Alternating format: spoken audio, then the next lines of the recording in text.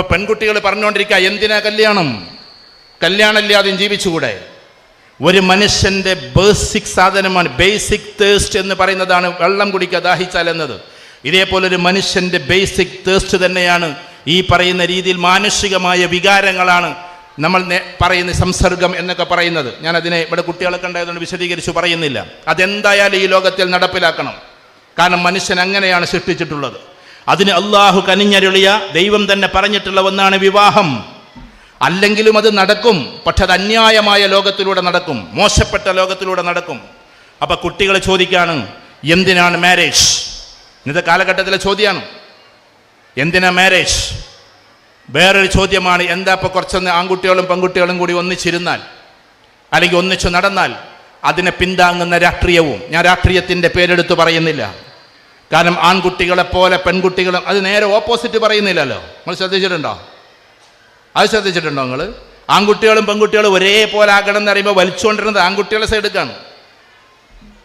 ആൺകുട്ടിയെപ്പോലെ jeans pant ഇടണമെന്ന്, ആൺകുട്ടിയെപ്പോലെ എന്തിടണമെന്ന്, T shirt ഇടണമെന്ന് ഞാൻ അതിനൊന്നും എതിര് പറയല്ല. പക്ഷേ ആണുങ്ങളുടെ ആധിപത്യം പറയാണ്. ഇതിലെപ്പോഴെങ്കിലും പറയാറുണ്ട്, ഇപ്പോൾ ഇവിടെ നിയമസഭ നഗരസഭ എന്തെങ്കിലുമൊക്കെ ഉള്ള സാധനങ്ങളൊക്കെ നടപ്പിലാക്കാന്ന് വിചാരിക്കും. എപ്പോഴെങ്കിലും നിങ്ങൾ ചിന്തിച്ചിട്ടുണ്ടോ?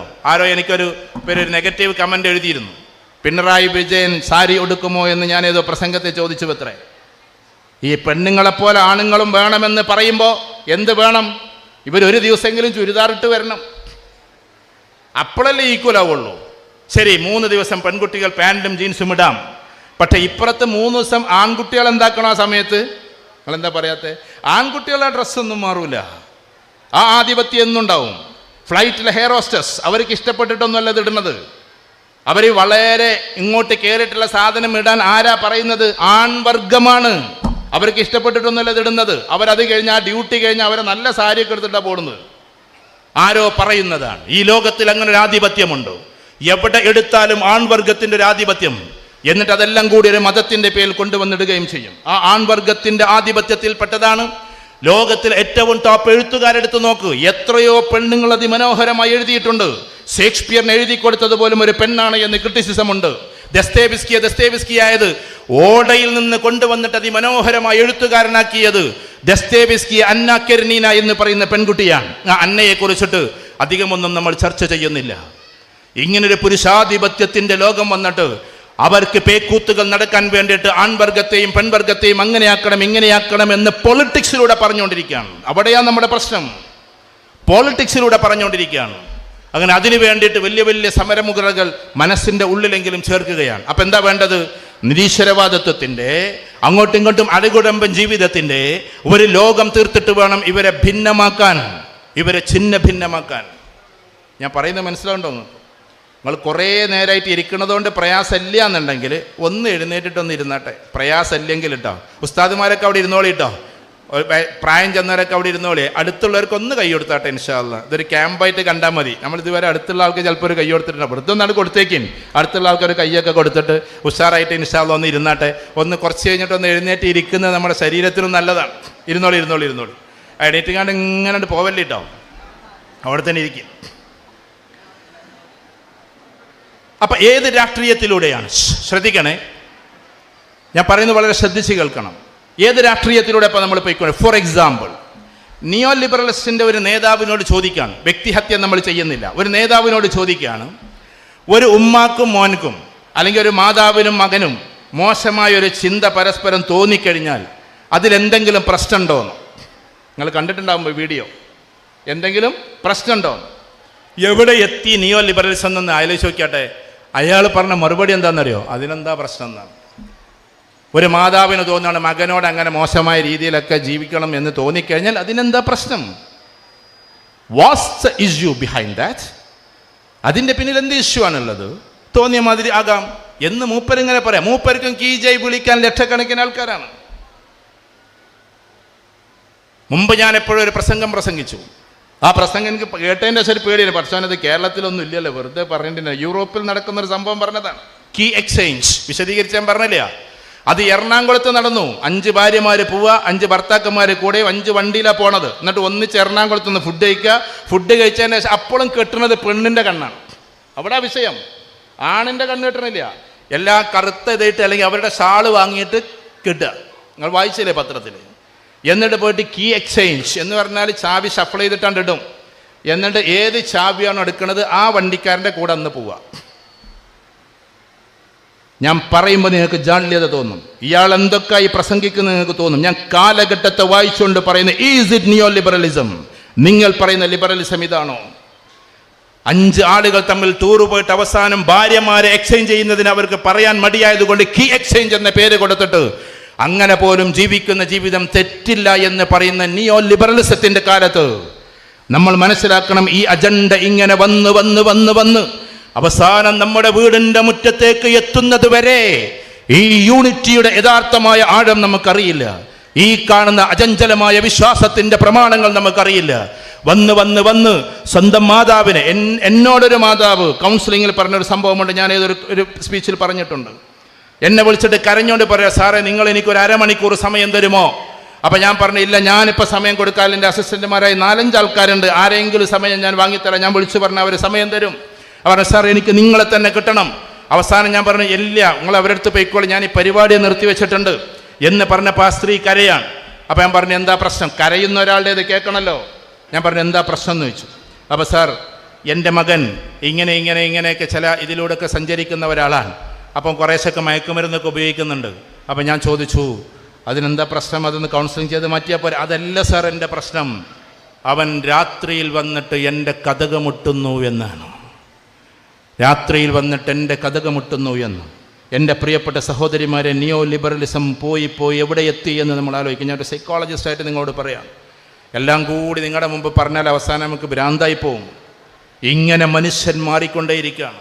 വളരെ മോശമായ മേഖലയിലേക്ക് പോകാൻ ഇതൊരു കാരണമാകുന്നുണ്ടോ എന്ന് ലിബറലിസ്റ്റുകളെ ഞാൻ കുറ്റപ്പെടുത്തല്ല. ഞാൻ പറയുന്നത് എക്സ്ട്രീം ലിബറലിസത്തെക്കുറിച്ചാണ്. ലിബറലിസം നല്ലതാണ്, എല്ലാവരും ഒന്നിച്ചാവണം, എല്ലാവരും ഒരുപോലെയാകണം, എല്ലാവരും ഒരേപോലെ കാണണം, അതാണ് ലിബറലിസം എങ്കിൽ നല്ലത്. എക്സ്ട്രീം ലിബറലിസത്തിലേക്ക് പോയി അവസാനം 14 വയസ്സുള്ള മോന് സ്കൂളിൽ നിന്ന് പുറപ്പെടുന്നത് തന്നെ അവനാകെ മദ്യപിച്ചിട്ടും മയക്കുമരുന്നടിച്ചിട്ടും. നിങ്ങൾ കണ്ടല്ലോ, 14 വയസ്സ് 9ാം ക്ലാസ്സിൽ പഠിക്കുന്ന മോന് വരെ സ്കൂളിൽ നിന്ന് ഇറങ്ങി വരുന്നൊരവസ്ഥയിലേക്ക് നമ്മൾ കണ്ടതാണ്. ഇങ്ങനെ അഴുകുഴമ്പൻ രീതിയിൽ ജീവിക്കുന്നതിൻ്റെ പേരാണ് എക്സ്ട്രീം ലിബറലിസം എന്ന് നിങ്ങൾ പഠിപ്പിക്കുമ്പോൾ, നിങ്ങൾ മനസ്സിലാക്കുമ്പോൾ, എൻ്റെ പ്രിയപ്പെട്ടവരെ, ഇങ്ങനെ മോശപ്പെട്ട ഒരു ലോകത്തിലൂടെ പോകാതിരിക്കാനാണ് മൂല്യത്തോടെയുള്ള ഒരു രാഷ്ട്രീയം വേണമെന്ന് പറയുന്നത്. അപ്പം നിങ്ങൾ വിചാരിക്കും മതസംഘടനകൾ പോരെ, അതിൻ്റെ കാര്യങ്ങൾ പോരെ. ഞാനൊരു സംഘടന ഇല്ലാത്തതുകൊണ്ട് പറയാം, എല്ലാ സംഘടനക്കാരും പ്രവർത്തിക്കുന്ന എല്ലാ പ്രവർത്തനങ്ങളെയും മാനിച്ചുകൊണ്ട് സ്നേഹിച്ചുകൊണ്ട് ആരെയും കുറ്റപ്പെടുത്താതെ പറഞ്ഞോട്ടെ. നമുക്ക് നിയമനിർമ്മാണം നടക്കേണ്ടത് സത്യത്തിൽ തെരുവുകളിലല്ല. നമുക്ക് നിയമം നിർമ്മിക്കപ്പെടേണ്ടത് ഒരിക്കലും ആഗോള തലത്തിൽ ഇറങ്ങിയത് കൊണ്ടാകില്ല. ഇന്ന് അമേരിക്കയ്ക്കെതിരെ അതിമനോഹരമായി ഇസ്രായേലിനെതിരെ ലോകരാജ്യങ്ങൾ സമരം നടത്തുന്നത് നല്ലത്, വിപ്ലവാത്മകമായ സമരമാണ്. പക്ഷേ നിയമം നിർമ്മിക്കുന്നതും അതിനെ അങ്ങോട്ടിങ്ങോട്ടും ടെസ്റ്റ് ചെയ്യുന്നതും നിയമസഭകളാണ്, ലോക്സഭകളാണ്, രാജ്യസഭകളാണ്. ഇവിടെ ടി മുഹമ്മദ് ബഷീർ സാഹിബ് വരുമായിരിക്കാം, മരണ വീട്ടിലേക്ക് പോയതാണെന്ന് പറയുന്നത്. അദ്ദേഹം വിരൽ ചൂണ്ടി സംസാരിക്കുമ്പോൾ, MP അബ്ദുസമദ് സമദാനി സാഹിബ് സംസാരിക്കുമ്പോൾ, അല്ലെങ്കിൽ അങ്ങനെയുള്ള ഏത് മുസ്ലിം ലീഗിൻ്റെ MP-മാർ വിരൽ ചൂണ്ടിയിട്ട് സംസാരിക്കുമ്പോൾ, ഞാൻ എപ്പോഴോ സൂചിപ്പിച്ചിട്ടുണ്ട്, ആവർത്തിച്ചു പറയാമെന്ന് വിചാരിക്കരുത്, എൻ്റെ മനസ്സിൽ നിന്ന് മായാതെ പോയ ഒരു ചിത്രമുണ്ട്. മുസ്ലിം ലീഗിൻ്റെ സദസ്സിൽ ഞാൻ ആവേശത്തോടെ പറയാറുണ്ട്, അന്ന് എനിക്ക് 17-18 വയസ്സാണ് പ്രായം. ഞാനൊരിക്കൽ പാർലമെൻറ്റ് സന്ദർശിച്ച അന്ന് ആദ്യത്തെ സന്ദർശനമാണ്. ഗുലാം മഹ്മൂദ് ബനാത്തുവാല സാഹിബ് അവിടെ നിന്നിട്ട് സംസാരിക്കാൻ വേണ്ടി പോവാൻ. 8ഓളം ആളുകൾ പാസ്റ്റ് GM എന്ന് പറഞ്ഞുകൊണ്ടിരിക്കുകയാണ്. സമദാനി സാഹിബിൻ്റെ കൂടെ അന്ന് ആദ്യം അദ്ദേഹം രാജ്യസഭ ആയപ്പോൾ ആ സമയത്തൊന്ന് കയറാൻ വേണ്ടി ചെന്നതാണ്. ലോക്സഭയിൽ സംസാരം നടക്കുന്നു. അന്ന് 2-3 MP-മാരെ BJP-ക്കുള്ളൂ. ആ സമയത്ത് അവരുടെ കൂട്ടത്തിൽ ഒരു സ്ത്രീയുണ്ട്, അതിശക്തമായി വാദിക്കുന്ന ഒരു സ്ത്രീയാണ്. അവർ കാര്യങ്ങൾ ഇങ്ങനെ പറഞ്ഞ് വളരെ ശക്തമായി വാദിച്ചുകൊണ്ടിരിക്കുകയാണ്. 8 MP-മാരുണ്ട് അന്ന് കേരളത്തിൽ നിന്ന് പോയവർ നിരന്നിരിക്കുന്നു. അവരെല്ലാവരും പാസ്റ്റ് GM എന്ന് പറഞ്ഞാൽ ഗുലാം മഹ്മൂദ് ബനാത്തുവാല സാഹിബിന് ഞങ്ങളുടെ സമയം കൊടുക്കുന്നു എന്നാണ്. അന്നങ്ങനെ പറ്റുമായിരുന്നു. അങ്ങനെ ഏതായാലും സമയം കൊടുക്കുന്നു എന്നാണ്. 8 പേരുടെ സമയം എടുത്തിട്ട് ഗുലാം മഹ്മൂദ് ബനാത്തുവാല സാഹിബ് കണ്ട് എഴുന്നേൽക്കുകയാണ്, തലയില്ലാ തൊപ്പിയും വെച്ചിട്ട്. ദ ടെറിഫിക് മെന്റാലിറ്റി, എനിക്ക് ഓർമ്മയുണ്ട് ആദ്യം തന്നെ പറഞ്ഞ വാക്ക്, ദ ടെറിഫിക് മെന്റാലിറ്റി. ഈ ഒരു ഭീകരമായ മനസ്ഥിതി ഉണ്ടല്ലോ എന്ന് പറഞ്ഞിട്ട്, അത് അവിടെ ഡൽഹിയിലെ തെരുവിൽ മുസ്ലിമീങ്ങളെ കത്തിച്ചിട്ട് അവിടുന്ന് ആളുകളെ ഒഴിപ്പിക്കുന്ന ഒരു കാര്യത്തിന് വേണ്ടി എഴുന്നേറ്റ് നിന്നായിരുന്നു അന്ന് ഗുലാം മുഹമ്മദ് ബനാത്ത് വാല സാഹിബ്. പറഞ്ഞ് ദ ബെസ്റ്റ് പാർലമെന്റേറിയൻ, 540 MP-മാരിൽ ബെസ്റ്റായിരുന്നു അന്ന് ബനാത്ത് വാല സാഹിബ്. അത് ബനാത്ത് വാല സാഹിബിന്റെ മാത്രം മിടുക്കല്ല, ബനാത്ത് വാല സാഹിബിനെ അങ്ങനെ എത്തിച്ച ഒരു പ്രസ്ഥാനമുണ്ട്. അതിന്റെ പേരാണ് IUML, ഇന്ത്യൻ യൂണിയൻ മുസ്ലിം ലീഗ് എന്ന്. ആ സമയത്ത് 540 MP-മാരെ സാക്ഷി നിർത്തിക്കൊണ്ട് അദ്ദേഹം ഇങ്ങനെ വാതോരാതെ സംസാരിക്കുമ്പോ, അഥവാ ബനാത്ത് വാല സാഹിബിന്റെ സംസാരം കേട്ടു നോക്കുക, ടെർമിനോളജി കൂടുതലായിരിക്കും, ഭാഷയുടെ വാക്കുകൾ കൂടുതലായിരിക്കും. അതുകൊണ്ട് തന്നെ അതിമനോഹരമായി പറഞ്ഞുകൊണ്ടിരിക്കുമ്പോൾ അന്നത്തെ അതിന്റെ ചെയർ പറയാണ്, പ്ലീസ് GM പ്ലീസ് ഇരിക്കൂ എന്ന് പറഞ്ഞിട്ട് ഇങ്ങനെ ആംഗ്യം കാണിച്ചപ്പോ അദ്ദേഹം പറഞ്ഞൊരു വാക്കുണ്ട്, you cannot stop me because I M the voice of my society. ഞാൻ എൻ്റെ സമുദായത്തിന്റെ ശബ്ദമാണ്, നിങ്ങൾക്കാർക്കും എന്നെ ഇരുത്താൻ കഴിയില്ല എന്ന്. ആ ഒരു വിരൽ തുമ്പത്ത് ഈ കാണുന്ന മുഴുവൻ ജനതയുടെയും കണ്ണുനീരുണ്ട്, അവരുടെ മുഴുവനും ആവേശമുണ്ട്. അതുകൊണ്ടാണ് MP-മാര് വിരൽ ചൂണ്ടിയിട്ട് ഭാരതത്തിന് വേണ്ടി, ഈ ഇന്ത്യക്ക് വേണ്ടി, പാർട്ടിക്ക് വേണ്ടി സംസാരിച്ചുകൊണ്ടിരിക്കുന്നത്. എൻ്റെ പ്രിയപ്പെട്ട ഇവിടെയുള്ള സ്ത്രീകൾ മനസ്സിലാക്കേണ്ടത് എന്താണെന്നറിയോ? ഇത് കേവലം ഒരു രാഷ്ട്രീയ പ്രസ്ഥാനമായി നിങ്ങൾ കാണല്ലേ. ഞാൻ മുസ്ലിം ലീഗിനെ കൊണ്ടുപോയിട്ട് ഏകദേശം ആകാശത്തേക്ക് കൊണ്ടുപോവല്ല, റിയാലിറ്റി ഞാൻ പറയാണ്. നിങ്ങളറിയോ, ഈ ഒരു യൂണിറ്റ് നഷ്ടപ്പെട്ട് കഴിഞ്ഞാൽ ഇവിടെ ഉണ്ടാകുന്ന അവസ്ഥകൾ നിങ്ങൾക്കറിയോ? ഈ ഒരു ഐക്യം നഷ്ടപ്പെട്ടു പോയാൽ ഉണ്ടാകുന്ന പ്രശ്നങ്ങൾ നിങ്ങൾക്കറിയോ? അതറിയണമെങ്കിൽ നിങ്ങൾ ഉത്തരേന്ത്യയിലേക്ക് സന്ദർശിക്കണം, ഉത്തരേന്ത്യയിൽ പോയിട്ടൊന്ന് കാണണം. അതുകൊണ്ട് എൻ്റെ പ്രിയപ്പെട്ടവരെ, നമ്മുടെ കുടുംബം, ആ കുടുംബത്തിൽ ഒന്നാന്തരമായി കാര്യങ്ങൾ നടക്കണമെങ്കിൽ, ആ കുടുംബം നിലനിൽക്കണമെങ്കിൽ ബേജാറില്ലാത്തൊരു ജീവിതം വേണ്ടേ? ഇപ്പം എന്താ ഫലസ്തീനിൽ നടക്കുന്നത്? ഫലസ്തീനിൽ നടക്കുന്നത് അക്രമം വന്നിട്ട് ആളുകൾ ഒഴിഞ്ഞു. ഇന്നിപ്പോ ഇസ്രായേലിന്റെ പ്രസ്താവന വന്നിരിക്കുകയാണ്, അഥവാ അവസാനത്തെ കുഞ്ഞും ഗസ വിട്ടോടുന്നത് വരെ ഞങ്ങളുടെ ആക്രമണം തുടർന്നു കൊണ്ടേയിരിക്കുമെന്നാണ്. ഒരൊറ്റ കുട്ടിയും അവിടെ ഉണ്ടാകാൻ പാടില്ല എന്നാണ്. നമ്മൾ എന്താ വിചാരിച്ചത്? ആളുകൾ തെരുവിലിറങ്ങിയത് കൊണ്ട് കാര്യമാകില്ല, അതിന് നിയമനിർമ്മാണം വേണം, മിണ്ടാതിരിക്കുന്ന രാജ്യങ്ങൾ മിണ്ടാൻ തുടങ്ങണം എന്ന് പറയുന്നത് പോലെ ഭാവിയിൽ ഒരു പ്രശ്നം വരുമ്പോൾ നമുക്ക് വേണ്ടി സംസാരിക്കാനും ചിന്തിക്കാനും ആളുകൾ ഉണ്ടാകണമെങ്കിൽ ഒരു പാർട്ടി നിലനിൽക്കേണ്ടതുണ്ട്. കേവലം ഇന്ത്യൻ യൂണിയൻ മുസ്ലിം ലീഗിനെ ഒരു പാർട്ടിയായിട്ട് നിങ്ങൾ കാണല്ലേ, കാരണം അത് മൂല്യവത്തായ ഒരു പാർട്ടിയാണ്. ആ മൂല്യവത്തായ പാർട്ടിയുടെ ഏറ്റവും മനോഹരമായിട്ടുള്ള ഒരു കാഴ്ചപ്പാടാണ് മൂല്യത്തോടു കൂടി രാഷ്ട്രീയത്തെ കൊണ്ടുപോവുക എന്ന്. മനുഷ്യരാണ്, ചില കുറവുകൾ ഉണ്ടാകും. ആ കുറവുകളെ നമ്മൾ ഒരിക്കലും പർവ്വതീകരിച്ച് കാണരുത്. ഇപ്പോൾ ഉദാഹരണത്തിന് ഇവിടെ ഇരിക്കുന്ന ലോക്കൽ നേതാക്കന്മാർ, ലോക്കൽ എന്ന് പറഞ്ഞാൽ ലോക്കൽ അല്ല, അതിൻ്റെ അർത്ഥം ഇവിടെ നാട്ടിലുള്ള നേതാക്കന്മാർ, അവർക്ക് അവരുടേതായ ചില കുറവുകൾ ഉണ്ടാകാം. അതിപ്പോൾ എൻ്റെ നാട്ടിൽ വന്നിട്ട് ഞാൻ ഇങ്ങനെ സ്റ്റേജിലിരിക്കുമ്പോൾ എൻ്റെ കുറവുകൾ പറയുന്ന ആൾക്കാരുണ്ടാകാം. അതൊന്നും ഇവിടെ ഒരു ഭാഗമാകരുത്. ഒറ്റക്കെട്ടായി മുന്നേറാനാണ് നമ്മളിവിടെ നിൽക്കുന്നത്. എങ്ങനെയാണ് ഇതൊക്കെ വരുന്നതെന്നറിയോ? ഇപ്പം ഡ്രഗ്സ് എന്തുമാത്രം വ്യാപിച്ചു, നിങ്ങളതിനെപ്പറ്റി അറിയുന്നുണ്ടോ? അതിൻ്റെ രാഷ്ട്രീയം അറിയുന്നുണ്ടോ? അതിൻ്റെ ബിസിനസ് അറിയുന്നുണ്ടോ? നമ്മൾ വിചാരിച്ചത് എവിടെ നിന്നൊക്കെ വരുന്നു എന്നല്ലേ. കാസർഗോഡ് ജില്ലയിലേക്ക് കടന്നു വരുന്നത് ബാംഗ്ലൂർ വഴിയാണ്, പാലക്കാട് ജില്ലയിലേക്ക് കടന്നു വരുന്നത് ചെന്നൈ വഴിയാണ്, ആ ഭാഗത്തേക്ക് കടന്നു വരുന്നത് ചില ഷിപ്പ് വഴിയാണ്. നിങ്ങൾ കേട്ടില്ല, ഏറ്റവും കൂടുതൽ മയക്കുമരുന്നിൻ്റെ ഷിപ്പ് പിടിച്ച സ്ഥലം ഗുജറാത്താണ്. കാരണം ഇതൊക്കെ ഭീമാകാരന്മാരായ ആളുകളുടെ പ്രവൃത്തികളാണ്. നമ്മൾ അവസാന ശ്വാസം വരെ ഇതിനെതിരെ പറഞ്ഞുകൊണ്ടേയിരിക്കും. ഇതിനെയൊക്കെ വിഭാടനം ചെയ്യണമെങ്കിൽ, സത്യത്തിൽ നമ്മുടെ മക്കളെ നമുക്ക് തിരിച്ചു പിടിക്കണമെങ്കിൽ യശസ്സായ ഒരു ഐക്യം നമുക്ക് നിർബന്ധമാണ്. ഞാനിത് വെറുതെ പറയുന്നതല്ല. ഞാൻ പറഞ്ഞല്ലോ, ഞാൻ മുസ്ലിം ലീഗിൽ മെമ്പർഷിപ്പുള്ള ആളല്ല, ഞാൻ യൂത്ത് ലീഗിൽ മെമ്പർഷിപ്പുള്ള ആളല്ല, ലോകത്തിലെ ഒരു പ്രസ്ഥാനത്തിൽ മെമ്പർഷിപ്പുള്ള ആളല്ല. ഞാൻ മുസ്ലിം ലീഗിനെ സ്നേഹിക്കുന്നു. വേറൊരു പാർട്ടിയുടെ പരിപാടിക്ക് ഞാൻ പോലല്ലോ. കോൺഗ്രസ്സുകാരെ വിളിച്ചിട്ട് രാഹുൽ ഗാന്ധിയുടെ ഒരു പരിപാടിക്ക് ഞാൻ പോയിട്ടുണ്ട്, അത് യൂട്യൂബിൽ കിടക്കുന്നുണ്ട്. രാഹുൽ ഗാന്ധിയുമായി ബന്ധപ്പെട്ട യാത്രയുടെ ഒരു വലിയ പരിപാടിക്ക് ഞാൻ പോയിട്ടുണ്ട്. പക്ഷേ എന്തുകൊണ്ടാണ് ഞാൻ മെമ്പർഷിപ്പ് എടുക്കാത്തതെന്നറിയോ? മുസ്ലിം ലീഗിൽ മെമ്പർഷിപ്പ് എടുക്കാത്തത് നിങ്ങളോട് പറയാണ്, മെമ്പർഷിപ്പ് എടുത്താലേ നിങ്ങൾക്ക് പുറത്താക്കാൻ പറ്റുള്ളൂ. അതുകൊണ്ടാണ് മെമ്പർഷിപ്പ് എടുക്കാത്ത ഒരാളെ നിങ്ങൾക്ക് പുറത്താക്കാൻ പറ്റുള്ളൂ. ഞാൻ പറയുന്നത് വളരെ സിമ്പിളായിട്ടുള്ളൊരു ആൻസറാണത്. മെമ്പർഷിപ്പ് എടുക്കാത്ത ഒരാളെ എന്താക്കാൻ പറ്റില്ല. ഞാൻ ഒരു പ്രസ്ഥാനത്തിലില്ല, കാരണം ആ പ്രസ്ഥാനക്കാർക്ക് എന്നെ പുറത്താക്കാൻ പറ്റില്ല, കാരണം ആ പ്രസ്ഥാനത്തിലൊന്നും ഞാൻ മെമ്പറല്ല. അതുകൊണ്ട് അങ്ങനെയും ചില ആളുകൾ ഉണ്ടാകട്ടെ എന്ന് നമ്മൾ പറയാം.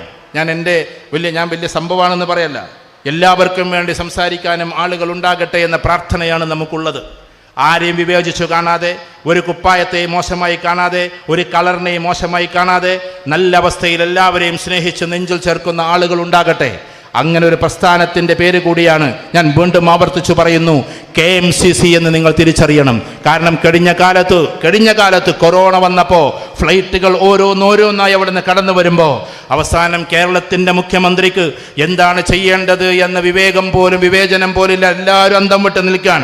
അന്ന് ഗൾഫിൽ നിന്ന് തുരുതുര അദ്ദേഹത്തിൻ്റെ വൈകുന്നേര പരിപാടികളിൽ കോളുകൾ വന്നപ്പോൾ ഒരു ദിവസം അറിയാതെയാണെങ്കിലും അദ്ദേഹം പറഞ്ഞു പോയി, ഗൾഫിലുള്ള അവിടെ ദുബായിലുള്ള ആളുകളോട് പറഞ്ഞു പോയി, നിങ്ങൾ KMCCയോട് പറഞ്ഞേക്കൂ എന്ന്. അഥവാ KMCC ആണ് അവിടെ ഉള്ളത്, അവർ ഫ്ലൈറ്റ് എടുത്തിട്ട് നിങ്ങളെ കൊണ്ടുവരുമെന്ന് കേരളത്തിൻ്റെ മുഖ്യമന്ത്രിക്ക് പോലും പറയേണ്ടി വന്ന സന്ദർഭമുണ്ട്. That is KMCC. അതായിരിക്കണം KMCC. അതാണ് KMCC എന്നതാണ്. ആ KMCCയുടെ ഒരു പരിപാടി സംഘടിക്കുമ്പോൾ എൻ്റെ പ്രിയപ്പെട്ടവരെ, നമുക്ക് നഷ്ടപ്പെടാതെ പോകേണ്ടത് ഈ ഐക്യമാണ്, നമ്മുടെ കുടുംബത്തിൻ്റെ ഐക്യവുമാണ്. കുടുംബത്തിൻ്റെ ഐക്യം എങ്ങനെ നിലനിർത്തുക? രാഷ്ട്രീയത്തിൽ ഐക്യം പോലെ കുടുംബത്തിലൊരു ഐക്യമുണ്ട്. ഇവിടെ ഇപ്പോൾ ഈ പരിപാടിക്ക് വന്നപ്പോഴും ഇളച്ചി മൂത്തച്ചി, നിങ്ങൾ ഇങ്ങനെ തന്നെയല്ലേ പറയും നാട്ടിൽ? അങ്ങനെ പറയലില്ലേ? ജ്യേഷ്ഠൻ്റെ ഭാര്യ അനുജൻ്റെ ഭാര്യയ്ക്ക് ഇളച്ചി മൂത്തച്ചി എന്ന് തന്നെയല്ലേ പറയാം? ഉറപ്പല്ലേ? നമ്മൾ കേരളത്തിൻ്റെ പല ഭാഗത്തും പോകുമ്പോൾ ആണ്ടുകൊണ്ടൊക്കെ മാറും. ചിലപ്പോൾ ചിലടത്ത് ഇളച്ചി എന്നൊക്കെ പറഞ്ഞാൽ അച്ചിയാണല്ലോ. ചില ജില്ലയിൽ പറയാനേ പറ്റൂല. ചില ജില്ലയിൽ പോയാൽ വാപ്പനെ ബാപ്പാന്നല്ല വിളിക്കുക, അച്ഛാന്ന് തന്നെയാണ് വിളിക്കുക. മുസ്ലിങ്ങളും അച്ഛാന്ന് തന്നെ വിളിക്കുക, അമ്മനെ അമ്മയെന്നാണ് വിളിക്കുക. അപ്പോൾ നമ്മളവിടെ പോയി ഇങ്ങനെ വാപ്പ ഉമ്മ എന്നൊക്കെ പറഞ്ഞാൽ ചിലപ്പോൾ അവർക്ക് എന്തോ ഒരു കുറവായിട്ട് തോന്നും. അങ്ങനെ സംസാരിക്കുന്ന സ്ഥലങ്ങളുണ്ട്. ഒരു ജില്ല മൊത്തത്തിലെല്ലാം പറഞ്ഞ ചില പ്രദേശത്ത് അങ്ങനെയാണ്. അപ്പോൾ ഞാൻ പറഞ്ഞു വരുന്നത്, ഇളച്ചി മൂത്തച്ചി എന്ന് പറയുന്ന രണ്ടാൾക്കാർ അവർ ഇപ്പോൾ ഈ പരിപാടിക്ക് വന്നിട്ടും സൗഹാർദ്ദമില്ലാതെ ദൂരെ പോയി ഇരിക്കുന്നുണ്ടെങ്കിൽ നമുക്ക് എന്തോ കുഴപ്പമുണ്ടെന്നുള്ളതാണ്. സീറ്റ് കിട്ടാത്തതിൻ്റെ പേരിൽ ദൂരമായതുകൊണ്ട് കുഴപ്പമൊന്നുമില്ല. അമ്മായിമ്മയും മരുവളും കൂടി ഒന്നിച്ചിട്ടല്ല ഇരിക്കുന്നതെങ്കിൽ സൗഹാർദ്ദത്തിൻ്റെ പേര്, കസേര കിട്ടാത്തതുകൊണ്ട് ദൂരത്തായത് കുഴപ്പമില്ല. അമ്മായിമ്മയും മരുവളും കൂടി പരിപാടിക്ക് വന്നാൽ അടുത്തടുത്ത് ഇരിക്കേണ്ടത്. തള്ളൻ്റെ അടുത്ത് ഇരുന്നിട്ട് വെറുതെ സമയം പോക്കണ്ടെന്ന് വിചാരിക്കണ്ട. അപ്പോൾ ആ ഐക്യം എവിടെ കൊണ്ടുവരണം? നമ്മൾ വീട്ടിലേക്ക് കൊണ്ടുവരണം. വീട്ടിലേക്ക് ഐക്യം കൊണ്ടുവരുമ്പോൾ അതിൽ ആദ്യത്തെ കാര്യം എന്താണെന്നറിയോ? പുതുതലമുറയെ മനസ്സിലാക്കുക എന്നുള്ളതാണ്. പുതുതലമുറയെ മനസ്സിലാക്കുക. ഞാൻ ആവർത്തിച്ചു പറയുന്നു, നമ്മൾ ഉമ്മാർ ഉപദേശത്തിൻ്റെ കൊട്ടിങ് കൊണ്ട് നടക്കുകയാണ്. ഉപദേശം വേണോ ഉപദേശം, അമ്മി കൊത്തണോ അമ്മി എന്ന് പറഞ്ഞ പോലെ നമ്മളിങ്ങനെ കൊണ്ടെടുക്കുകയാണ് ഉപദേശം. അതിങ്ങനെ ഇറക്കി വെച്ചു കൊടുക്കുക എന്ന് രാവിലെ മോൻക്കും മോൾക്കും, എന്നിട്ട് നേരാവുണ്ടോ? ഇല്ല. അതുകൊണ്ട് ഇന്നത്തെ കാലഘട്ടത്തിൽ ഉപദേശമല്ല വേണ്ടത്, നിർദ്ദേശങ്ങളാണ്. നിർദ്ദേശം നമുക്ക് പറയാൻ പറ്റും, മോനെ ഇങ്ങനെ ആയാൽ തിരക്കടില്ല കേട്ടോ, അങ്ങനെ തന്നെ ചെയ്യ് എന്ന് നമ്മൾ ശാഠ്യം പിടിക്കരുത്. കാരണം കുട്ടികൾക്ക് അത് ഇഷ്ടമല്ല. കുട്ടികളെ കൂടെ കൂടിയിട്ട് മാറ്റലാണ് ഇഷ്ടം. പണ്ടൊക്കെ എന്ന് പറഞ്ഞാൽ വാപ്പ അവിടുന്ന് വരുമ്പോഴേക്ക് നമ്മളിവിടെ എണീറ്റിക്കും. ഇന്ന് കുട്ടികളിങ്ങനെ ആലോചിക്കും, അപ്പോൾ വാപ്പയും ഞാനും കൂടി എന്തുമാത്രം ബന്ധം, അങ്ങനൊന്നും ഇല്ലല്ലോ എന്നതാണ്. ഒരു കുട്ടി മറുപടിയും പറഞ്ഞില്ലേ? അതാണ് നിയോ ലിബറലിസം. കോടതിയിൽ നിന്ന് മറുപടി പറഞ്ഞത് എന്താ പറഞ്ഞത്? അല്ലേ, എനിക്ക് ഉമ്മൻ്റെ കൂടെ പോകണ്ടേ, ഉമ്മ എന്ന് പറഞ്ഞ വലിയ സംഭവമല്ലേ എന്നൊക്കെ പറഞ്ഞപ്പോൾ ബാപ്പയും ഉമ്മയും തമ്മിൽ സന്തോഷത്തിന് വേണ്ടി ചില നിമിഷങ്ങൾ പങ്കിട്ടു. ആ സമയത്ത് ഞാൻ ജന്മമെടുത്തു എന്നതല്ലാതെ അവരോട് എന്ത് കമ്മിറ്റ്മെൻറ്റ് എന്നാണ് കുട്ടി ചോദിക്കുന്നത്. ഞാനിത് പറയുമ്പോൾ നിങ്ങൾക്ക് മോശമായിട്ട് തോന്നുന്നുണ്ടാവും, പക്ഷെ ഇതൊക്കെ കേരളത്തിൽ നടന്നുകൊണ്ടിരിക്കുക. കുട്ടികളുടെ ഉള്ളിൽ നിന്ന് വാപ്പ ഉമ്മ എന്ന് പറയുന്ന ചിന്തകൾ മെല്ലെ മെല്ലെ പോയിക്കൊണ്ടിരിക്കുക. വാപ്പയോടും ഉമ്മയോടും ഇത്രമാത്രം വലിയ കമ്മിറ്റ്മെൻറ്റ് എന്തിന് എന്ന് ലിബറൽസുകൾ ചോദിച്ചുകൊണ്ടിരിക്കുകയാണ്. ആ സമയത്ത് ഉമ്മ എന്ന് പറയുന്ന ഒരാളെ ആദരിച്ച് കൊണ്ട് നടക്കണമെന്ന് നമ്മൾ സ്കൂളിൽ പഠിച്ചിട്ടുണ്ടോ? നിങ്ങൾ പറ. സ്കൂളിനെ ഞാൻ കുറ്റപ്പെടുത്തല്ല. ഞാൻ പഠിച്ച സ്കൂളുകളിലൊന്നും ചാപ്റ്റർ 1 ഉമ്മയെ സ്നേഹിക്കണമെന്ന് നമ്മളെവിടെയും പഠിച്ചിട്ടില്ല. കെമിസ്ട്രി പഠിക്കും, അത് അതിൻ്റെ രസതന്ത്രങ്ങളാണ്. ഫിസിക്സ് പഠിക്കും, അത് അതിൻ്റേതായ കാര്യങ്ങളാണ്. ബാക്കിയുള്ള കാര്യങ്ങൾ മലയാളത്തിലോ മറ്റോ അഥവാ ഏതെങ്കിലും ആളുടെ ലേഖനം വന്നാലായി. അതല്ലാതെ മാതാവിനോട് നിങ്ങൾ കാരുണ്യത്തിൻ്റെ ചിറക് വിരിക്കണമെന്ന്, മാതാവിനെ നിങ്ങൾ ഒരിക്കലും ഉഫ് എന്നൊരു വാക്ക് പോലും പറയരുതെന്ന്, മാതാപിതാക്കളോട് നിങ്ങൾ വലാത്ത കുല്ലഹുമ ഉഫിൻ ഉഫ് എന്ന വാക്ക് പോലും പറയരുതെന്ന്, വഹ്നുന്നല വഹ്ൻ പ്രയാസത്തിന് മേൽ പ്രയാസം സഹിച്ചിട്ടാണ് നിങ്ങൾ അവർ ചുമന്നതെന്ന്, അതുകൊണ്ട് രാത്രിയിൽ ഒരുപാട് ഉറക്കഴിച്ചിട്ടുണ്ട് എന്ന്, നിങ്ങൾക്ക് വേണ്ടി ഒരുപാട് അവർ വേദനിച്ചിട്ടുണ്ട് എന്ന്, അതുകൊണ്ട് അവരോട് മൊഴിയുമ്പോൾ ഓഫ് എന്ന് ഛേ എന്ന് പോലും പറയരുത് എന്ന് പഠിപ്പിച്ചത് വിശുദ്ധമായ ഖുർആനാണ്. ആ മൂല്യത്തിലൂടെയാണ് നമ്മൾ പോകുന്നത്. ഇന്ന് മദ്രസകളെ നമ്മൾ കുറ്റപ്പെടുത്തുമ്പോൾ അതൊക്കെ മദ്രസ എന്താണ്? മദ്രസ കോയന്മാരെന്നോ? എന്താ അതിൻ്റെ വാക്കെന്താ? മദ്രസ കോയന്മാർ തന്നെയല്ലേ? വേറെന്തൊരു വാക്കുണ്ടല്ലോ, മദ്രസ പൊട്ടന്മാർ. ഇതൊക്കെ കരുതി കൂട്ടിയിട്ടുള്ള വാക്കുകളാണ്. മദ്രസ പൊട്ടന്മാരെന്നാ പറയാ. കാരണം കുറേ വട്ടം പൊട്ടൻ തന്നെ പണ്ട് ആടിനായിട്ട് ഇങ്ങനെ പോയിരുന്ന ഒരാളുണ്ടായിരുന്നു. ഒരു ആട്ടിൻകുട്ടിനായിട്ട് പോയതാ, കാലേറ്റ് വയ്യാത്തതുകൊണ്ട്. അപ്പോൾ 3-4 സുഹൃത്തുക്കൾ ഇങ്ങനെ ഒരു ഡ്രാമ ഉണ്ടാക്കി. ഒരാൾ ചോദിച്ചു വൈക്കം നിന്നിട്ട്, എന്താണ് ഈ ഒരു പട്ടിക്കുട്ടിനായിട്ട് പോകണമെന്ന്? ഇത് പട്ടിക്കുട്ടി അത് ആടിൻകുട്ടിയല്ലേ എന്ന് പറഞ്ഞു. അങ്ങനെ പിന്നെ വേറൊരു വളവിലെത്തിയപ്പോൾ വേറൊരുത്ത് ഇത് ആദ്യമേ ഇവർ പ്ലാൻ ചെയ്തതാണ്. വേറൊരുത്ത് എവിടുന്നൂടെ എനിക്കൊരു പട്ടിക്കുട്ടിനെ കിട്ടിയെന്ന് ചോദിച്ചു. അങ്ങനെ ഒരു 4-5 വളവ് കഴിഞ്ഞപ്പോൾ എല്ലാവരും ചോദിക്കണേ ഇതാണ്. അപ്പം എല്ലാ ആട്ടിൻകുട്ടിനും അടങ്ങി നിൻ്റെ അടുത്ത് തെറ്റ് പറ്റിയതാവെന്ന് വിചാരിച്ചാൽ അവിടെ ഇട്ട് പോയി എന്നുള്ളതാണ്. അതാണ് ഈ ആടിനെ പട്ടിയാക്കുക എന്ന് പറഞ്ഞാൽ. ഇതാണ് ഈ ആടിനെ പട്ടിയാക്കൽ. ഇതേമാതിരി കുറേ പ്രാവശ്യം മദ്രസ പൊട്ടന്മാരെന്ന് നമ്മളെ വിളിക്കുമ്പോൾ നമുക്ക് തന്നെ തോന്നിപ്പോകും നമ്മൾ പൊട്ടന്മാരായിട്ടേണോ. ആർജവത്തോടെ പറയാൻ പറ്റണം മൂല്യം എവിടെ നിന്നാണ് നമ്മൾ പഠിച്ചത് എന്ന്. മദ്രസയുടെ വരാന്തയിലൂടെ നടന്നിട്ടാണ് നമ്മൾ അയൽവാസിയെ സ്നേഹിക്കണമെന്ന് പഠിച്ചത്. ആണോ അല്ലേ നിങ്ങൾ പറ. അയൽവാസി പട്ടിണി പടക്കുമ്പോഴും ഒരിക്കലും നിങ്ങൾ വയർ നിറച്ചുണ്ണരുത്, അവർ ഭക്ഷിക്കാതെ എന്ന് നമ്മളെ പഠിപ്പിച്ചത് മുഹമ്മദുർ റസൂലുള്ളാഹ് സല്ലല്ലാഹു അലൈഹി വസല്ലമയാണ്. അതാരാകട്ടെ, if it is Raman, if it is Shyam, if it is Joseph, ഏത് മതക്കാരാവട്ടെ, അവരുടെ വീട്ടിൽ അടുപ്പ് പുകയുന്നില്ല എങ്കിൽ നിങ്ങൾ നിങ്ങളുടെ വീട്ടിൽ ഭക്ഷണം കഴിക്കരുത് എന്ന് പഠിപ്പിച്ചത് മൂല്യമുള്ള നമ്മുടെ മദ്രസകളാണ്. ആ മൂല്യങ്ങളൊക്കെ അറിയാണ്ട് തകർത്തുകൊണ്ടിരിക്കുകയാണ്. നിങ്ങൾ റഷ്യയിലേക്ക് വന്നപ്പോൾ ഒരു പുസ്തകം ഞാൻ നിങ്ങളെ പരിചയപ്പെടുത്താം. ആ പുസ്തകത്തിൻ്റെ പേര് ഫീ വത്തനി ഇമാം ബുഖാരി എന്നാണ്. ആ പുസ്തകം നിങ്ങൾ എന്തായാലും വായിക്കണമെന്നാണ് ഞാൻ പറയാം. നിങ്ങൾക്ക് അറബി അറിയില്ല എന്നുണ്ടെങ്കിൽ അതിൻ്റെ ഉറുദു ഉണ്ട്, ഇനി ഉറുദു അറിയില്ല എന്നുണ്ടെങ്കിൽ അതിൻ്റെ മലയാളം ഉണ്ട്. ബുഖാറയിലൂടെ എന്നാണ് ആ പുസ്തകത്തിൻ്റെ പേര്. നമ്മുടെ പേഴ്സണൽ ലോ ബോർഡിൻ്റെ ചെയർമാൻ, അന്ന് ചെയർമാനായിരുന്ന കാലത്ത് പേഴ്സണൽ ലോ ബോർഡിൻ്റെ ഇന്ത്യൻ ചെയർമാനാണ് അദ്ദേഹം. റാബി ഹസനി നദ്വി എഴുതിയിട്ടുള്ള പുസ്തകമാണ്. ഈ റാബി ഹസൻ നദ്വി ആരാ നിങ്ങൾക്കറിയോ? നമ്മുടെ ഫൈസാബാദിൽ, നിങ്ങൾക്ക് അടുത്തുള്ള ഫൈസാബാദിൽ ഒരിക്കൽ പരിപാടിക്ക് വേണ്ടി വന്ന സമയത്ത് മൈക്ക് പിടിച്ചെടുത്തിരുന്നത് ആരാന്നറിയോ? സയ്യിദ് ഹൈദർ അലി ശിഹാബ് തങ്ങളാണ്. നമുക്കൊന്ന് മനസ്സിലാക്കണം അതിൻ്റെ മഹത്വങ്ങളൊക്കെ. എന്ന് വെച്ചാൽ അദ്ദേഹം പ്രായാധിക്യം കൊണ്ടായതുകൊണ്ട് വേറുള്ളവരെ ഏർപ്പാടാക്കാതെ അന്നത്തെ ഫോട്ടോ എടുത്ത് നോക്ക് പത്രത്തിലെ മൈക്ക് ശരിയാക്കി കൊടുത്തുന്നിരുന്നത് പോലും ആരാന്നറിയോ? സയ്യിദ് ഹൈദർ അലി ശിഹാബ് തങ്ങൾ. കാരണം ശിഹാബ് തങ്ങൾക്കറിയാമായിരുന്നു അത്ര മഹത്വമുള്ള വ്യക്തിത്വമാണ് ഇത് എന്ന്. അദ്ദേഹം എഴുതിയ പുസ്തകമാണ് ബുഖാറയിലൂടെ. കോഴിക്കോടൊക്കെ നിങ്ങൾക്ക് കിട്ടും. 250 മദ്രസകളും 300 പള്ളികളും ബാറുകളാക്കി മാറ്റിയിട്ടുള്ള ലെനിൻ്റെ തേരോട്ടത്തെക്കുറിച്ച് അതിൽ പറയുന്നുണ്ട്. മാക്സിം ഗോർക്കിയും തേജനിയും എങ്ങനെയാണ് ഇവർക്കെതിരെ എഴുതിയത് എന്ന് പറയുന്നുണ്ട്. അഥവാ അവരുടെ കൂടെ നിന്നിട്ട് ഒരു സമുദായത്തെ ഒറ്റിക്കൊടുത്തത് പറയുന്നുണ്ട്. ഇത്തരം കാര്യങ്ങളൊക്കെ നടപ്പിലാക്കിയിട്ടുള്ള ഒരു രാഷ്ട്രീയ പ്രവണതയെക്കുറിച്ചിട്ട് ആ പുസ്തകത്തിൽ പറയുന്നുണ്ട്. ആ പുസ്തകത്തിൻ്റെ പേരാ ഞാൻ നിങ്ങളോട് പറഞ്ഞു, നിങ്ങൾ പോയിട്ട് വായിക്കുക. ബുഖാറയിലൂടെ എന്നാണ്. USSR, United socialist Soviet Russia എന്നറിയപ്പെടുന്ന USSR എന്ന് പറയുന്ന രാജ്യമുണ്ടാക്കാനുള്ള നിമിത്തങ്ങളെക്കുറിച്ച് ഹിസ്റ്ററിയിലുമുണ്ട്. റഷ്യൻ റവല്യൂഷൻ, റഷ്യൻ വിപ്ലവം എന്ന് പഠിക്കുന്നത് നമ്മളതാണ്. ലെനിൻ നടുവിൽ, ഇപ്പുറത്ത് ടേജൻ, ഇപ്പുറത്ത് മാക്സിം ഗോർക്കി, അത് കഴിഞ്ഞാൽ പിന്നീട് ലിയോ ടോൾസ്റ്റോയ് എന്ന ഗ്രന്ഥകാരനും എഴുത്തുകാരനും. ഇവരുണ്ടാക്കിയിട്ടുള്ള വിപ്ലവങ്ങളെക്കുറിച്ചാണ്. വിപ്ലവമായിട്ട് നമ്മൾ പഠിക്കുന്നുവെങ്കിൽ ചോർന്നു പോയത് മറ്റൊരു മൂല്യമാണ് എന്ന് കൂടി അതിൽ നമ്മൾ പഠിക്കണം. അങ്ങനെ രാജ്യങ്ങളെ മൊത്തം മാറ്റിമറിച്ചിട്ടുള്ളൊരു പ്രവണതയുണ്ട്, രാഷ്ട്രീയ പ്രവണത. അതിൻ്റെ അംശങ്ങൾ നമ്മുടെ നാട്ടിലേക്ക് വരുന്നതിനെ നിങ്ങൾ ഭയപ്പെടണേ എന്നാണ് ഞാൻ പറയുന്നത്. ഞാനിപ്പോൾ രാഷ്ട്രീയ ക്ലാസ് അല്ല എടുക്കുന്നത്, ഒരു ഫിലോസഫിക്കൽ ഇൻ്റർപ്രിട്ടേഷനാണ്. ഭയപ്പെടണം. നമ്മുടെ മൂല്യത്തെ ഇല്ലാതെയാക്കാൻ പോവുകയാണ്. പല രീതിയിലും അതിനെ തകർത്തെറിയാൻ അതിന് പല ആളുകളും അറിഞ്ഞോ അറിയാതെയോ അതിൽ പെട്ടുകൊണ്ടിരിക്കുകയാണ്. ബ്രിട്ടീഷുകാരുടെ കാലത്ത് ഹൈദരാബാദിൽ നിന്ന് വന്നിട്ടുള്ളൊരു മനുഷ്യൻ ഇവിടെ 2 സമ്മേളനങ്ങൾ നടത്തി പൊന്നാനിയിൽ. നിങ്ങൾ പഠിച്ചു നോക്ക്. അന്നത്തെ ആ കാലഘട്ടത്തിൽ പാവം ബ്രിട്ടീഷുകാരുടെ കയ്യിൽ നിന്ന് അന്ന് സമ്മാനം ഏറ്റുവാങ്ങിയിട്ടുള്ള 127 ആൾക്കാരുണ്ട്. അവർക്ക് അറിയില്ലായിരുന്നത് എന്ത് സമ്മാനമാണെന്നുള്ളത്. പിന്നീടാണത് അറിഞ്ഞത്. അത് ഖാൻ ബഹദൂർ പട്ടമാണ് എന്നും, ഖാൻ ബഹദൂർ പട്ടം തന്നെ ബ്രിട്ടീഷുകാരെ പട്ടാണെന്നൊക്കെ അതിൽ പല ആൾക്കാരും പിന്നീട് അറിയുന്നത്. ഇതേപോലെ നമ്മളിൽ പെട്ടിട്ടുള്ള ഞാനടക്കമുള്ള ആളുകൾ ഒരു പക്ഷേ വേറൊരു രീതിയിലേക്കാക്കിയിട്ട് അവരുടെ ആളുകളാക്കി മാറ്റുന്ന കാലം അതിവിദൂരമല്ല.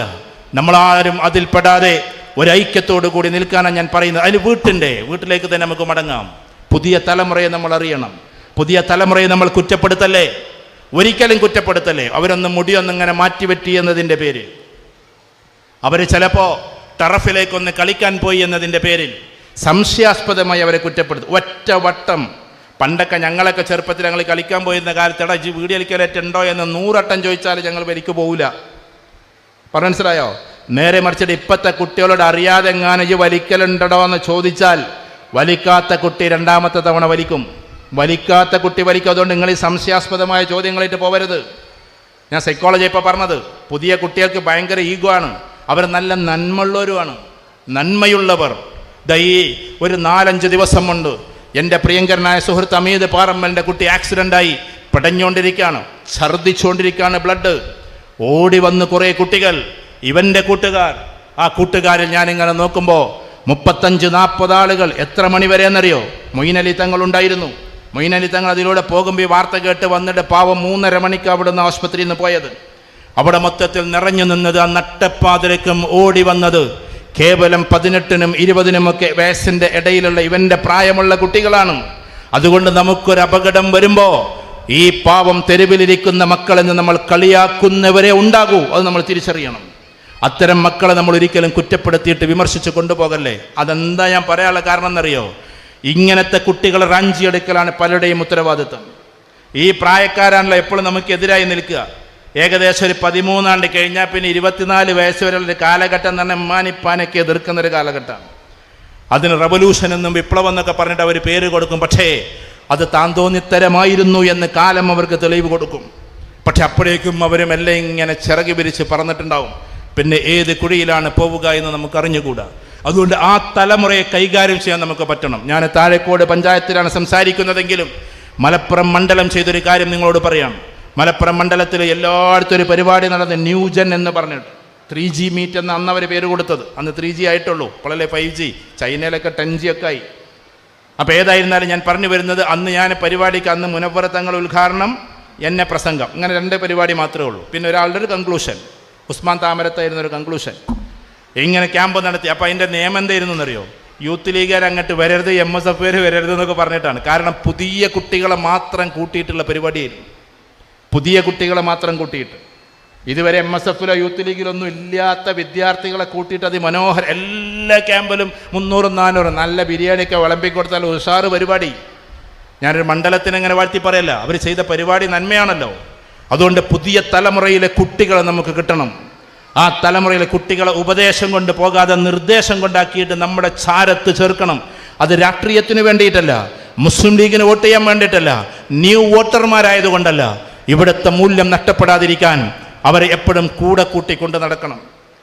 പറ്റുമെങ്കിൽ മാസത്തിൽ ഒരു ദിവസം ഒരു ഇമോഷണൽ ബോണ്ടിങ്ങിന് വേണ്ടി ഒരു ഇമോഷണൽ ജേണി നിങ്ങൾ സംഘടിപ്പിക്കണം. പെരക്കാർ അപ്പം അതൊക്കെ ഉണ്ടാവും. പക്ഷേ ഉമ്മ ഇപ്പം ചെറിയ 2 കുട്ടികളും പോവും. മൂത്ത കുട്ടികളപ്പോൾ അവരെ കൂട്ടുകാരെ കൂടെ ടൂറിൽ പോയിട്ടുണ്ടാവും. അങ്ങനെയല്ല. നമുക്ക് 23 വയസ്സായൊരു മോനുണ്ടെന്ന് വെക്ക്. ആ മോനെ ആയിരിക്കണം നമ്മുടെ വണ്ടിൻ്റെ ഡ്രൈവറാക്കി കൊണ്ടുപോകേണ്ടത്. അപ്പോഴാ ഇമോഷണൽ ബോണ്ടിങ് വരുള്ളൂ. അല്ലാതെ വാപ്പുണ്ടാവും, ഉമ്മ ഉണ്ടാവും, ചെറിയ 2 കുട്ടികളുണ്ടാവും. അവർ പിന്നെ ഈ ധിക്കാരത്തേക്ക് എത്താറായിട്ടില്ല. അതുകൊണ്ട് അവർ കൂടെ വരും. മൂത്ത 2 മക്കളോ അവർ പറയും, നിങ്ങളെ കൂടെ നമ്മളില്ല, നമ്മൾ ഫുള്ള് ഫ്രണ്ട്സിൻ്റെ കൂടെയാണ്. അത് മാറ്റിമറിക്കണമെങ്കിൽ ഉമ്മ ഒരു രാജകുമാരിയെപ്പോലെ ആകണം. എന്താ ഈ രാജകുമാരി എന്ന് പറഞ്ഞാൽ എന്നറിയോ? ഉമ്മ എന്ന് പറഞ്ഞാൽ വാപ്പാനെ കുറ്റപ്പെടുത്തി അടിമയാക്കി അടിമൻ്റെ അടിമയായിട്ട് കഴിയും ചിലർ. വലിയൊരു ഇടങ്ങറാണ്. മനസ്സിലായോ? ഭർത്താവിനെ അടിമയാക്കി ഇവിടെ ഒന്നും അങ്ങനത്തെ ഒരു ഉണ്ടാവില്ല കേട്ടോ. താഴേക്കോട് പഞ്ചായത്തിൽ ഉണ്ടാവുകയില്ല. എനിക്ക് ഇവിടെ നിന്ന് പോകണം, അതുകൊണ്ടാണ്. ഇപ്പം ഞാൻ പറഞ്ഞെന്താണെന്ന് വെച്ചാൽ അടിമയാക്കി ഇങ്ങോട്ട് കൊണ്ടുവന്നിട്ട് അടിമയുടെ അടിമയായിട്ട് ജീവിക്കും.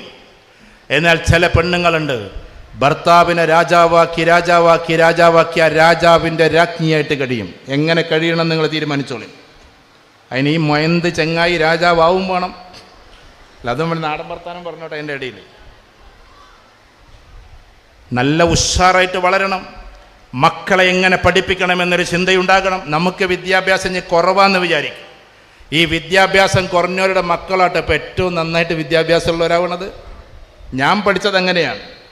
ഓട്ടോറിക്ഷ ഡ്രൈവർമാരുടെ കുട്ടികളപ്പോൾ നീറ്റിലൊക്കെ ഏറ്റവും ടോപ്പ് റാങ്ക് എടുക്കുന്നത്. പാവം ഹരിജൻ കുട്ടികളാണ് ഏറ്റവും കൂടുതലായിട്ട് ഇപ്പോൾ കയറിപ്പോണത്. ഇപ്പോൾ എൻ്റെ നാട്ടിലെ ഒരു കുട്ടി ഞാനിങ്ങനെ പരിചയപ്പെട്ട്, ഞാൻ ഒരു പള്ളിക്ക് ഞാൻ നടന്നിട്ടല്ല പോകുക, വണ്ടിയിട്ടപ്പോൾ കുറച്ച് ദൂരം ഉണ്ടായതുകൊണ്ട്. അപ്പോൾ അന്ന് വണ്ടി അവിടെ ഇട്ടിട്ട് വെറുതെ നടന്ന്, ഇപ്പോൾ ഈ അടുത്തിടെ ആ നടന്നു പോകുന്ന സമയത്ത് അവിടെ പെൺകുട്ടി ഇരുന്ന് അങ്ങനെ വായിക്കുന്നുണ്ട്. അപ്പോൾ ഞാൻ ചോദിച്ചു, മോളെ നീ എവിടെ പഠിക്കണത്? അപ്പോൾ പറഞ്ഞു ഷാജി എന്ന് പറഞ്ഞ ഒരാളെ മോളാണ്. അപ്പോൾ ആ കുട്ടി എന്നോട് പറഞ്ഞു, ഭയങ്കരമായിട്ടുള്ളൊരു അങ്ങനെ ഒരു ഹൈജൻ കുട്ടിയാണ്. എവിടെ പഠിക്കണം? ഞാൻ യൂണിവേഴ്സിറ്റിയിലാണ്. യൂണിവേഴ്സിറ്റിയിലോ? അപ്പോൾ പറഞ്ഞു, അതെ ഞാൻ MSCക്ക് MSc ഫിസിക്സിന് യൂണിവേഴ്സിറ്റിയിലാകെ 10-20 സീറ്റിലുള്ള ഒരു സീറ്റ് ഈ കുട്ടിക്കാണ്.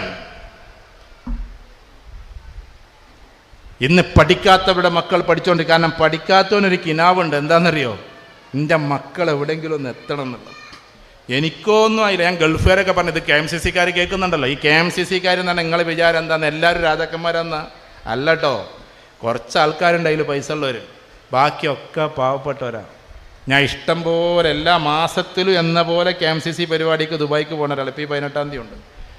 അവിടെയൊക്കെ ജോലി ഇല്ലാത്തവരുണ്ടാവും. ചിലർ വന്നിട്ട് പറയും, സാറേ എൻ്റെ ജോലി പോയിക്കണട്ടെ, നിങ്ങൾ ദ്വാരക്കണട്ടാന്നൊക്കെ പറഞ്ഞ് വരുന്ന എത്രയോ KMCCക്കാർ നമ്മൾ കണ്ടിട്ടുണ്ട്. എന്നാൽ അവരോട് പോയിട്ട് ഇതേപോലെ സദസ്സൊക്കെ ഉണ്ടാവും, അവരോട് പോയിട്ട് നാട്ടിലൊരു വീട് വെക്കണം ഒരു പാവപ്പെട്ട ആൾക്ക് എന്ന് പാർട്ടി ആവശ്യപ്പെടുമ്പോൾ, തങ്ങളോ ആരെങ്കിലും ഉണ്ടെങ്കിൽ ആവശ്യപ്പെടുമ്പോൾ പോക്കറ്റിൽ നിന്ന് 100 ദിർഹം എടുത്ത് നീട്ടുമ്പോൾ ആ സാധുവിൻ്റെ വീടിന് വരെ എന്തിട്ടുണ്ടാവില്ല എന്നറിയാം, തറക്കല്ലിട്ടിട്ടുണ്ടാവില്ല. കേരളം എന്ന് കേൾക്കുമ്പോൾ, നാടെന്ന് കേൾക്കുമ്പോൾ, പാവപ്പെട്ടവരെന്ന് കേൾക്കുമ്പോൾ ഈ പാവങ്ങൾ എടുത്തു കൊടുക്കാൻ ആ നിസ്വാർത്ഥമായ സേവനത്തിൻ്റെ പേര് കൂടിയാണ് KMCC എന്ന് നമ്മൾ ആലോചിക്കേണ്ടതുണ്ട്. അല്ലാതെ എല്ലാവർക്കും വീടും സ്വൈര്യമൊന്നും ആയിട്ടൊന്നുമല്ല ഈ കാര്യങ്ങളൊക്കെ ചെയ്യണത്. നാട്ടിലൂടെ ഒരു റോഡ് പോകണ്ടെന്ന് പറഞ്ഞാൽ ഏറ്റവും കൂടുതൽ അതിന് വേണ്ടിയിട്ട് ഫോൺ വിളിച്ചിട്ടും അത് വിളിച്ചപ്പോൾ എൻ്റെ നാട്ടിലൂടെ റോഡ് വികസിച്ച് പോവാൻ ഏറ്റവും കൂടുതൽ വിളികർ വരുന്നത് ഗൾഫിൽ നിന്നാണ്, ഗൾഫിൻ്റെ മക്കളാണ്. കാരണം അവർക്ക് നാട് എന്ന് പറഞ്ഞാൽ അത്ര മഹത്വമുള്ളതാണ്. മാതാപിതാക്കളെക്കുറിച്ച് പ്രസംഗിച്ചാൽ ഏറ്റവും കൂടുതൽ കരയുന്ന സദസ്സ് ഞാൻ കണ്ടിട്ടുള്ളത് KMCCയുടെ സദസ്സ് പോകുമ്പോഴാണ്. കാരണം അവർ ഗൾഫിൽ നിന്നല്ലേ ഇത് കേൾക്കണത്. അപ്പം ഉമ്മാനെ കണ്ടിട്ടുണ്ടാവില്ല. ആ സാധു ജോലി കൊണ്ട് 2 വർഷത്തിലൊരിക്കൽ മാത്രമാകെ ഒരു മാസത്തിന് ഉമ്മാനെ കണ്ടു പോണത്. ഇവിടെ എന്നും ഉമ്മാരെ കാണുന്ന ആൾക്കാർക്ക് ഉമ്മാരെ വില അറിയില്ല. പക്ഷേ 2 കൊല്ലത്തിൽ ഒരു മാസത്തിൽ മാത്രം വന്ന് കാണുന്ന ഉമ്മ എന്ന് പറയുന്ന കഥാപാത്രത്തെക്കുറിച്ച് പറയുമ്പോഴേക്ക് അവിടെ കണ്ണുകൾ നിറയാറുണ്ട്. അവിടെ ഇവിടെ ഇരിക്കുന്ന ഓരോ ഉമ്മമാരും കരയാതിരിക്കണമെങ്കിൽ മക്കൾ നല്ലൊരു പ്രബലമായ ഒരവസ്ഥയിലേക്ക് എത്തണം.